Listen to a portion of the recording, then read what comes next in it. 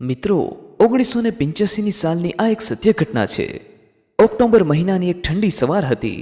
ગુજરાતનું એક નાનકડું ગામ સરકપુર, જ્યાં ખેતરોની વચ્ચે થોડા કાચા ઝૂંપડા અને મકાનો વસેલા હતા. રમેશ ચૌધરી 35 વર્ષનો ટ્રક ડ્રાઈવર, તેની પત્ની લક્ષ્મી અને બે નાના બાળકો 10 વર્ષનો રાજુ અને 7 વર્ષની રીટા સાથે એક નાનકડા ઝૂંપડામાં રહેતો હતો.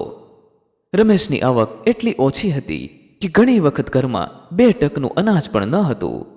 તેનું જૂનું ટાટા ટ્રક, જેના પર તે નાના મોટા ભાડા લઈને ગુજરાન ચલાવતો, હવે તેની એકમાત્ર આશા હતું. રાજુની સ્કૂલની ફી 2 દિવસમાં ભરવાની હતી. 300 રૂપિયાની ફી રમેશ માટે એક મોટી રકમ હતી. લક્ષ્મીએ ચિંતામાં કહ્યું, રમેશ, આ વખતે ફી ન ભરીશું તો રાજુને સ્કૂલમાંથી કાઢી નાખશે. આપણે કંઈક કરવું પડશે. રમેશનું હૃદય ભારે થઈ ગયું. રાજુની આંખોમાં સ્કૂલ જવાની ચમક જોઈને તેને લાગતું કે આ બાળકનું ભવિષ્ય તેની ગરીબીના કારણે નષ્ટ ન થવું જોઈએ. એક દિવસ ગામના વેપારી શેઠ નટવરલાલે રમેશને એક મોટું ભાડું ઓફર કર્યું. રમેશ, રાજકોટ સુધી માલ પહોંચાડવાનો છે. રસ્તો થોડો અજાણ્યો છે, પણ 1500 રૂપિયા આપીશ. 2 દિવસમાં કામ પૂરું કરવાનું. 1500 રૂપિયા? રમેશની આંખો ચમકી ઉઠી. આ પૈસાથી ફી ભરાઈ જશે, અનાજ આવશે અને થોડું દેવું પણ ચૂકવાઈ જશે. પણ રસ્તો અજાણ્યો હતો. એક એવો રસ્તો જેના વિશે ગામમાં ભૂતિયા વાતો ચાલતી. લોકો કહેતા કે એ રસ્તો રાતે નિર્જન અને ભયાનક બની જાય છે. રમેશે ડરને ખંખેરી નાખ્યું. બાળકોના ભવિષ્ય માટે આટલું તો કરવું જ પડશે. તેણે મનોમન વિચાર્યું અને ભાડું સ્વીકારી લીધું. બીજા દિવસે સાંજે રમેશે ટ્રકમાં માલ ભર્યો. લક્ષ્મીએ તેને ખાવાનું બાંધી આપ્યું અને રાજુએ નાનકડી આંખોથી કહ્યું, પપ્પા, જલ્દી પાછા આવજો. રમેશે તેના માથે હાથ ફેરવ્યો અને નીકળી પડ્યો. રસ્તો શરૂઆતમાં સામાન્ય હતો, પણ જેમ જેમ રાત પડતી ગઈ રસ્તો નિર્જન થવા લાગ્યો. ચારે બાજુ ઝાડીઓ, ખેતરો અને સન્નાટો. ચંદ્રની ઝાંખી રોશનીમાં રસ્તો ભૂતિયા લાગતો હતો. રમેશે ટ્રકનો રેડિયો ચાલુ કર્યો. જૂનું ગુજરાતી ગીત વાગવા લાગ્યું, પણ તેનું મન અજાણી ચિંતામાં ડૂબેલું હતું. રાતના 11 વાગ્યા આસપાસ રસ્તાની વચ્ચે ટ્રક એકદમ ઝટકો ખાઈને બંધ પડ્યો. રમેશે એન્જિન ચેક કર્યું, બેટરી, વાયરિંગ બધું જોયું, પણ કંઈ સમજાયું નહીં. આસપાસ એક પણ ગામ કે માણસ દેખાતું ન હતું. ઠંડી હવામાં ઝાડના પાંદડાનો અવાજ ભયંકર લાગતો હતો. રમેશના હાથ ઠંડા પડવા લાગ્યા. હવે શું કરું? આ રસ્તે કોઈ આવે નહીં, અને રાજુની ફી. તેનું મન ચિંતામાં ડૂબી ગયું. અચાનક દૂરથી એક ઝાંખી આકૃતિ રસ્તા પર ચાલતી દેખાય. એક વૃદ્ધ માણસ જૂના ફાટેલા કપડામાં હાથમાં લાકડી લઈને ધીમે ધીમે નજીક આવી રહ્યો હતો. તેના ચહેરા પર શાંત હાસ્ય હતું, જે રમેશને થોડું આશ્વાસન આપી ગયું. શું થયું ભાઈ? ટ્રક બંધ પડ્યો? વૃદ્ધે ગુજરાતીમાં પૂછ્યું. રમેશે રાહતનો શ્વાસ લીધો. હા બાપુ, અચાનક બંધ થઈ ગયું. ખબર નથી શું થયું. વૃદ્ધે ટ્રકનું એન્જિન જોયું. તેના હાથ એટલી ઝડપથી કામ કરવા લાગ્યા કે રમેશ ચોંકી ગયો. થોડી જ મિનિટમાં વૃદ્ધે એક વાયર ગોઠવ્યો અને કહ્યું, ચાલુ કરી જો. રમેશે ચાવી ફેરવી અને ટ્રક એકદમ ચાલુ થઈ ગયું. રમેશે આભાર માનવા માટે પાછું વળીને જોયું, પણ વૃદ્ધ ગાયબ હતો. આસપાસ રસ્તો ખાલી હતો. રમેશનું હૃદય ધડકવા લાગ્યું. એ ક્યાં ગયો? આટલી ઝડપથી તેણે ચારે બાજુ જોયું, પણ કોઈ દેખાયું નહીં. ડરની લાગણી સાથે તેણે ટ્રક આગળ હંકાર્યું અને રાજકોટ પહોંચી ગયો. રાજકોટના નાનકડા બજારમાં પહોંચીને રમેશે શેઠ નટવરલાલના ગોડાઉનમાં માલ ઉતાર્યો. શેઠે તેના હાથમાં 1500 રૂપિયા ગણી આપ્યા. રમેશની આંખોમાં ચમક આવી ગઈ. આટલા પૈસા, રાજુની ફી ભરાઈ જશે, લક્ષ્મીને નવી સાડી લઈ આપીશ અને રીટાને એની પસંદગીની ચોકલેટ પણ મળશે. તેણે મનોમન વિચાર્યું. રાત ઘણી થઈ ગઈ હતી અને થાકેલો રમેશ રાજકોટના એક નાનકડા ઢાબા પર ચા પીવા ગયો. ઢાબો જૂનો હતો. લાકડાની બેન્ચો અને ઝાંખી ટ્યુબલાઇટથી ઝગમગતો. ઢાબાનો માલિક ગોવિંદભાઈ એક વાતડિયો અને જાણકાર માણસ હતો. તેની ઉંમર 50ની આસપાસ હશે અને ચહેરા પર એવી નજર હતી જે ઘણી વાતો અજાણી હોય એવું લાગતું. રમેશે ચાનો ગ્લાસ હાથમાં લીધો અને ગોવિંદભાઈ સાથે વાતો શરૂ કરી. ગોવિંદભાઈ, આજે રસ્તે એક વિચિત્ર ઘટના બની. મારો ટ્રક નિર્જન રસ્તે બંધ પડી ગયો હતો. એક વૃદ્ધ બાપુ આવ્યા, લાકડી લઈને જૂના કપડામાં. એમણે ટ્રક ચાલુ કરી આપ્યું, પણ હું આભાર માનું એ પહેલાં એ ગાયબ થઈ ગયા. રમેશે ચિંતામાં કહ્યું. તેનો અવાજ થોડો કાંપતો હતો. ગોવિંદભાઈએ ચાનો ગ્લાસ નીચે મૂક્યો અને તેનો ચહેરો ગંભીર થઈ ગયો. ક્યાં રસ્તે બન્યું આ? શું એ બાપુના ચહેરા પર શાંત હાસ્ય હતું અને એમના કપડાં થોડા ઝીણા જૂના હતા? રમેશે આશ્ચર્યથી હા પાડી. ગોવિંદભાઈ ઊંડો શ્વાસ લીધો અને ધીમા અવાજે બોલ્યા, એ તો શંભુ કાકા હશે. 4 વર્ષ પહેલા 1981માં એ જ રસ્તે શંભુ કાકાનું ટ્રક ખરાબ થઈ ગયું હતું. રાતનો સમય હતો, ઠંડી હવા ચાલતી હતી અને મદદ માટે કોઈ ન હતું. એમનું ટ્રક રસ્તાની બાજુના ખાડામાં ખાબક્યું અને શંભુ કાકાનું મૃત્યુ થયું. લોકો કહે છે એમના આત્મા હજી પણ એ રસ્તે ભટકે છે. ખાસ કરીને રાતના સમયે જે પણ મુસાફર મુશ્કેલીમાં હોય, શંભુ કાકા તેની મદદ કરે છે. રમેશે હસીને વાત ટાળવાની કોશિશ કરી. ગોવિંદભાઈ, તમે તો મસ્કરી કરો છો. આ બધું ભૂત પ્રેતની વાતોમાં હું નથી માનતો. એ બાપુ કદાચ ઉતાવળમાં ગયા હશે અથવા ઝાડીઓમાં ચાલ્યા ગયા હશે. પણ ગોવિંદભાઈએ તેની નજર રમેશ પર ટકાવી અને કહ્યું, રમેશ, એ રસ્તો સામાન્ય નથી. શંભુ કાકાની વાત ગામડે ગામડે ફેલાયેલી છે. ઘણા ડ્રાઈવરોએ એમને જોયા છે. કોઈ રાતે ટ્રક બંધ પડે, કોઈનું પંચર થાય, શંભુ કાકા આવે છે, મદદ કરે છે અને પછી ગાયબ થઈ જાય છે. તું નસીબદાર છે કે એમણે તારી મદદ કરી. રમેશનું હૃદય ધડકવા લાગ્યું. તેને યાદ આવ્યું કે રસ્તે ટ્રક બંધ થયું ત્યારે આસપાસ કોઈ ન હતું અને શંભુ કાકાની હાજરીમાં એક વિચિત્ર શાંતિ હતી. પણ તે હજુ ભૂત પ્રેતની વાતોમાં માનવા તૈયાર ન હતો. ગોવિંદભાઈ, આ બધું લોકોની બનાવેલી વાતો હશે. હું તો એટલું જ જાણું છું કે ટ્રક ચાલુ થઈ ગયો અને હું રાજકોટ પહોંચી ગયો. ગોવિંદભાઈએ એક ઊંડી નજર નાખી અને કહ્યું, ઠીક છે રમેશ, પણ એ રસ્તે ફરી જવું હોય તો સાવચેત રહેજે. શંભુ કાકા હંમેશા મદદ કરે છે, પણ એમની હાજરી એક ચેતવણી પણ છે. રમેશે ચા પીધી, ગોવિંદભાઈને પૈસા આપ્યા અને ગામ પાછા ફરવા નીકળી પડ્યો. રસ્તામાં તેનું મન શંભુ કાકાની વાતમાં અટવાયેલું હતું. તેને યાદ આવ્યું કે જ્યારે શંભુ કાકાએ ટ્રક ચેક કર્યું ત્યારે એમના હાથ ઠંડા લાગતા હતા અને એમની આંખોમાં એક વિચિત્ર ચમક હતી. ના ના, આ બધું મારું મનનું ભાન હશે, રમેશે પોતાની જાતને સમજાવ્યું. હવે મિત્રો, આગળ રમેશ સાથે જે થવાનું હતું તેની કોઈ કલ્પના પણ કરી નહીં હોય. તો મિત્રો, આગળની ઘટનામાં શું બન્યું તેની વાત કરીશું. તેના પહેલા જે પણ લોકો રેગ્યુલર આપણા એપિસોડ નિહાળી રહ્યા છે અને આપણા દરેક વિડીયોમાં કોમેન્ટ કરી રહ્યા છે, તે લોકોના નામ અમે અહીં આનંદ સાથે ઉલ્લેખ કરવા માગીએ છીએ.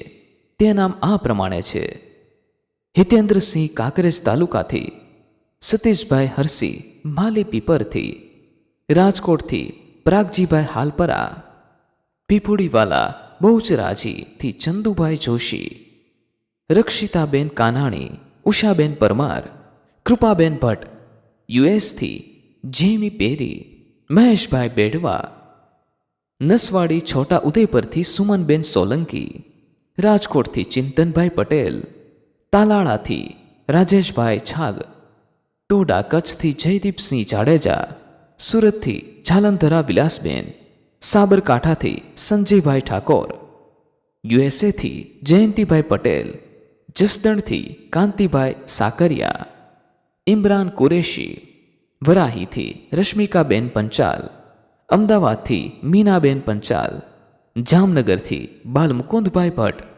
ફેદરાથી નિલેશભાઈ ઠાકર; સુરેશભાઈ જામઠા; બનાસકાંઠા વાપીથી અબે રામભાઈ વીરાભાઈ જોશી; અમદાવાદથી કિશોરભાઈ પંચાલ; ખારિયાથી બીકે વાઘેલા; રવિભાઈ ઠાકોર. આ બધા મિત્રો આપણા આગળના વિડીયોમાં ખૂબ સરસ મજાની કોમેન્ટ કરી રહ્યા છે, જેમનો અમે હૃદયપૂર્વક આભાર માનીએ છીએ. મિત્રો, જો આમાંથી કોઈ પણ લોકોના નામ બાકી રહી જતા હોય તો આવતા એપિસોડમાં અમે જરૂરથી તે નામનો ઉલ્લેખ કરવાની કોશિશ કરીશું. પરંતુ આપ દરેક મિત્રો દરેક એપિસોડમાં સરસ મજાની કોમેન્ટ કરતા રહો, આપનું નામ પણ લખતા રહો, જેથી અમને આપના નામ બોલવામાં સરળતા રહે. અને ખાસ મિત્રો, નોંધ લેશો કે જે પણ મિત્રોએ ચેનલને સબસ્ક્રાઇબ કરેલી હશે અને વિડીયોને લાઇક કરેલો હશે તેના નામ જ ઉલ્લેખ કરવામાં આવશે, જેથી ખાસ કોમેન્ટની સાથે આપનું નામ પણ લખતા રહેવું. આપનું નામ વાંચીને તમારા સગા વહાલા જો આપણા વિડીયો જોતા હશે તો તે પણ તમારા ઉપર ગર્વ કરશે. તો ચાલો મિત્રો, હવે આગળની ઘટનામાં શું બન્યું તેની વાત કરી લઈએ. આ વિચારોમાં ક્યારે ગામ આવી ગયું તે રમેશને ખબર પણ ના રહી. ગામ પહોંચીને તેણે રાજુની સ્કૂલ ફી ભરી, લક્ષ્મી માટે એક સાદી સાડી લીધી અને રીટા માટે થોડી ચોકલેટ્સ. લક્ષ્મી અને બાળકોના ચહેરા પરની ખુશી જોઈને રમેશનું મન હળવું થયું. પણ શંભુ કાકાની વાત તેના હૃદયમાં એક ગૂંચ બની રહી. આગળના થોડા મહિનાઓમાં રમેશે એ નિર્જન રસ્તો ટાળ્યો. તે નાના મોટા ભાડા લઈને ગુજરાન ચલાવતો હતો, પણ ગરીબીનો બોજ હજુ યથાવત હતો. ગામના લોકો સાથે વાતચીતમાં શંભુ કાકાની વાત ઘણી વખત સાંભળવા મળતી. એક વૃદ્ધ ખેડૂતે કહ્યું, શંભુ કાકા જીવતા હતા ત્યારે પણ દરેકની મદદ કરતા. એમનો સ્વભાવ એવો જ હતો. કોઈ મુશ્કેલીમાં હોય એટલે શંભુ કાકા ત્યાં. રમેશે આ વાત સાંભળી, પણ તે હજુ ભૂતની વાત માનવા તૈયાર ન હતો. તેને લાગતું કે આ બધું લોકોની કલ્પના હશે અને શંભુ કાકા એક સામાન્ય વૃદ્ધ હશે જે રાતે ઝડપથી ચાલ્યા ગયા હશે. પણ રાતના સપનામાં રમેશને શંભુ કાકાનો ચહેરો દેખાતો. એ શાંત હાસ્ય, એ ઝીણા કપડાં અને એ લાકડી, બધું એટલું સ્પષ્ટ હતું કે રમેશ રાતે ઊંઘમાંથી ઉઠી જતો. શું ખરેખર એ ભૂત હતું? તે પોતાની જાતને પૂછતો, પણ જવાબ મળતો નહીં. મહિનાઓ વીત્યા અને રમેશનું જીવન ગરીબીની ચક્કીમાં પીસાતું રહ્યું. એક દિવસ ડિસેમ્બરની ઠંડી સાંજે રાજુ રમતો રમતો અચાનક બેહોશ થઈ ગયો. લક્ષ્મીએ રમેશને બૂમ પાડીને બોલાવ્યો. રમેશ દોડતો આવ્યો અને રાજુના શરીરે સ્પર્શ કર્યો. તેનો તાવ એટલો ઊંચો હતો કે હાથ બળી જાય. ગામના નાના ડોક્ટરને બોલાવ્યો, પણ તેની દવાઓથી કોઈ ફરક પડ્યો નહીં. આ બાળકને રાજકોટની મોટી હોસ્પિટલમાં લઈ જાઓ, ડોક્ટરે ગંભીર અવાજે કહ્યું. આ તાવ સામાન્ય નથી, જલ્દી કરો, નહીં તો. રમેશનું હૃદય ડૂબી ગયું. રાજુ તેની આશાનું કિરણ હતો.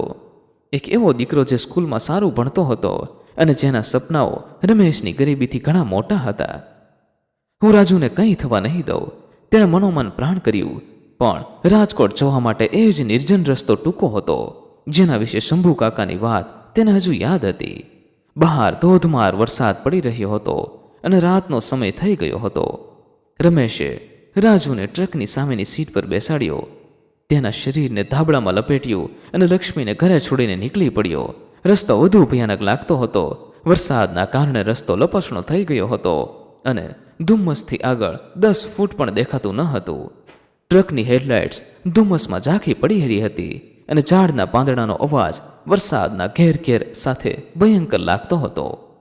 રાજુ બેહોશ જેવો થઈ ગયો હતો. તેના શ્વાસ ધીમા પડી રહ્યા હતા. રમેશે રાજુના માથે હાથ ફેરવ્યો અને રડતા રડતા કહ્યું, બેટા, થોડી વાર ટકજે, હું તને હોસ્પિટલે પહોંચાડી દઈશ. અચાનક રસ્તામાં એક બોર્ડ દેખાયું. આગળ પુલ તૂટેલો છે, રસ્તો બંધ. રમેશની આશા તૂટી ગઈ. ના, હવે શું કરું? રાજુ તે ટ્રકમાં બેસીને રડવા લાગ્યો. વરસાદની ઝાડીઓ ટ્રકની છત પર ધબધબાટી રહી હતી અને રાજુની હાલત ગંભીર થઈ રહી હતી. રમેશને લાગ્યું કે તે તેના દીકરાને ગુમાવી દેશે. ત્યારે ટ્રકની બારી પાસે એક ટકોર થયો. રમેશે ચોંકીને જોયું. એ જ વૃદ્ધ શંભુ કાકા ભીંજાયેલા કપડામાં લાકડી લઈને ઊભા હતા. તેમના ચહેરા પર એ જ શાંત હાસ્ય હતું, પણ આ વખતે એમની આંખોમાં એક વિચિત્ર ચિંતા દેખાતી હતી. ચાલ ભાઈ, સમય નથી, બાળકને લઈને આવ, તેમણે શાંત પણ દ્રઢ અવાજે કહ્યું. રમેશને કંઈ સમજાયું નહીં. તે ડરી ગયો હતો, પણ રાજુની હાલત જોઈને તેની પાસે બીજો કોઈ રસ્તો ન હતો. તેણે રાજુને ધાબળામાં લપેટીને ઉપાડ્યો અને શંભુ કાકાની પાછળ ચાલવા લાગ્યો. વરસાદની ઝાડીઓમાં ભીંજાતા શંભુ કાકા તેને ઝાડીઓ વચ્ચે એક જૂના ઉજ્જડ મકાન તરફ લઈ ગયા.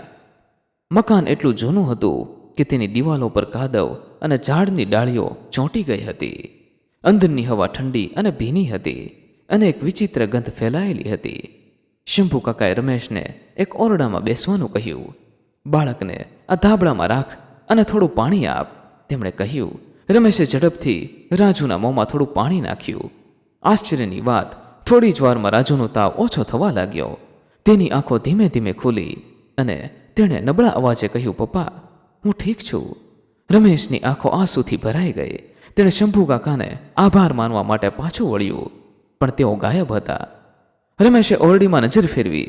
ખૂણામાં એક જૂનું પીળું પડી ગયેલું સમાચાર પત્ર પડેલું હતું.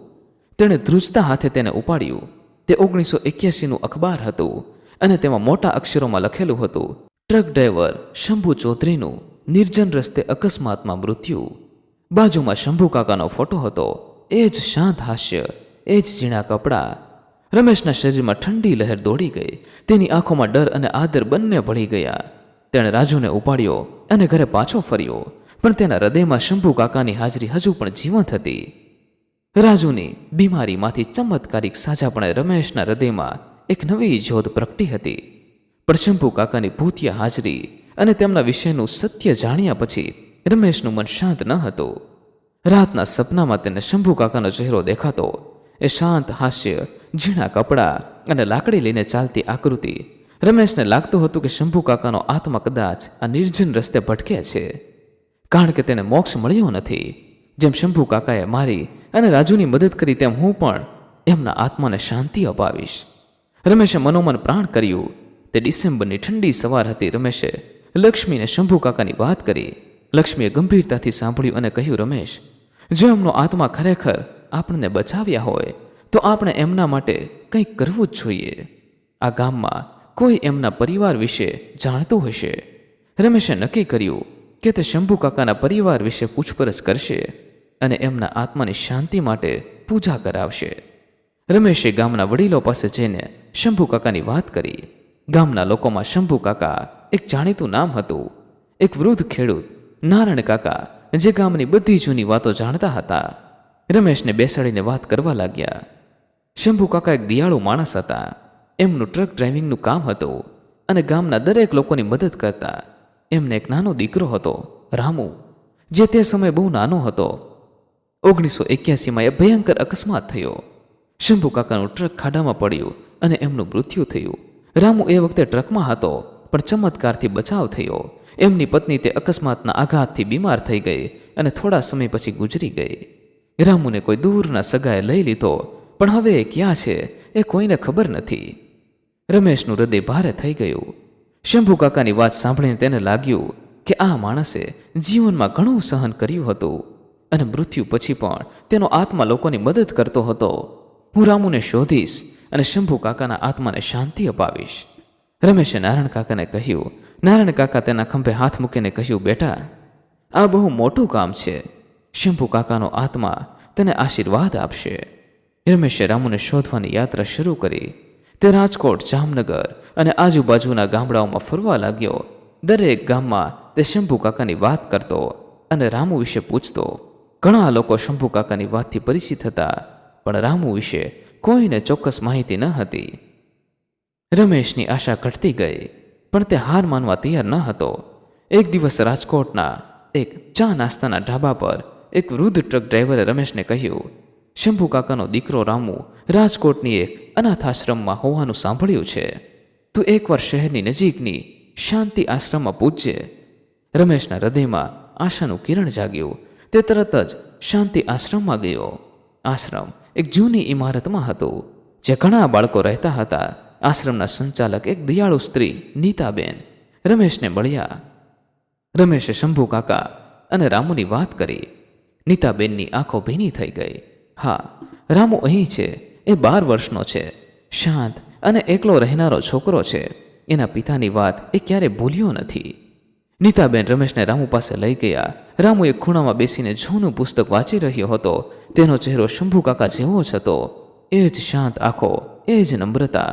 રમેશે રામુને બધું કહ્યું, કેવી રીતે શંભુ કાકાએ તેનું ટ્રક ચાલુ કર્યું અને કેવી રીતે તેમણે રાજુનો જીવ બચાવ્યો.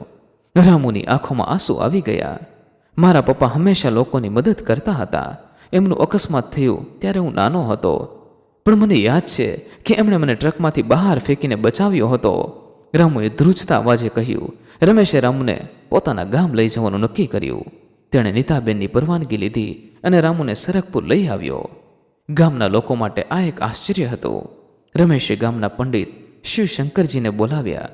શિવશંકરજીએ શંભુ કાકાના આત્માની શાંતિ માટે એક નાનો હવન કરવાનું સૂચન કર્યું. રમેશે પોતાની બચતમાંથી થોડા પૈસા કાઢીને હવનની તૈયારી કરી. ગામના લોકો પણ આ કામમાં જોડાયા, કારણ કે શંભુ કાકા ગામના એક પ્રિય વ્યક્તિ હતા. હવનનો દિવસ આવ્યો. ગામના મંદિરની બહાર એક નાનો હવનકુંડ તૈયાર કરવામાં આવ્યો.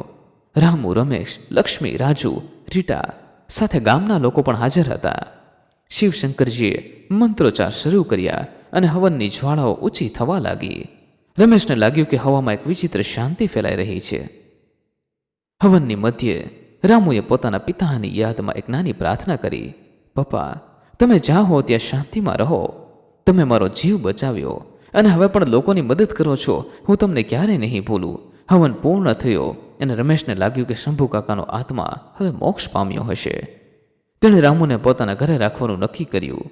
રામુને રાજુ અને રીટા સાથે રાખીને રમેશે તેનો ઉછેર શરૂ કર્યો. રામુ ધીમે ધીમે રમેશના પરિવારનો હિસ્સો બની ગયો. તે રાજુની જેમ સ્કૂલે જવા લાગ્યો અને રીટા સાથે રમતો રમવા લાગ્યો. રમેશનું જીવન હજુ ગરીબીમાં જ હતું, પણ હવે તેના હૃદયમાં એક નવી શાંતિ હતી. શંભુ કાકાની દયા અને તેમના દીકરાને નવું જીવન આપવાનો સંતોષ તેને નવી તાકાત આપતો હતો. મિત્રો, આ કહાની ઉપરથી આપણને એટલું તો જરૂર જાણવા મળ્યું કે દયા અને મદદનું ઋણ ક્યારેય નથી ભૂલાતું. જે વ્યક્તિ જીવનમાં બીજાને મદદ કરે છે તેની ભલાઈ મૃત્યુ પછી પણ જીવંત રહે છે. આપણે પણ બીજાની મદદ કરીને અને ઋણ ચૂકવીને જીવનને સાર્થક બનાવી શકીએ છીએ.